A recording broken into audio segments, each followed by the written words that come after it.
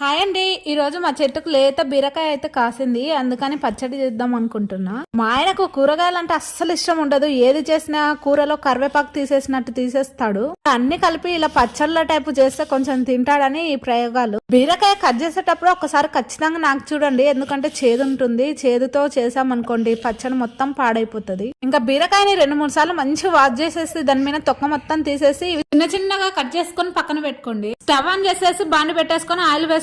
అది కొంచెం హీట్ అయిన తర్వాత పచ్చిమిర్చి మంచి కలర్ లోకి వచ్చే వరకు వేయించుకోండి. ఈ పచ్చడికైనా పచ్చిమిర్చి మంచిగా వేగితేనే టేస్ట్ అనేది బాగుంటది. తర్వాత బీరకాయ ముక్కలు, బీరకాయ తొక్క, టమాటా, ఆనియన్స్ వేసుకొని బాగా మగ్గనించుకోవాలి. ఇంకా ఏ పచ్చడి అయినా కర్రీస్ లోకైనా పసుపు ఖచ్చితంగా వేస్తాం. పసుపు లేని కర్రీస్ తింటే మంచిది కాదని మా వాళ్ళు నమ్ముతారు. అందుకనే మగవాళ్ళకు ఖచ్చితంగా కూరల్లో పసుపు ఉండాల్సింది. సాల్ట్, జీలకర్ర, వెల్లుల్లి, ఇంకా కొత్తిమీర, కరివేపాకు బల్బాగానే వేసుకుంటా, ఎందుకంటే పచ్చళ్ళలో అంత కనిపించదు కదా. చేసి పెట్టండి, మీ వాళ్ళు కూడా ఇష్టంగా తింటారు. ఉంటాను.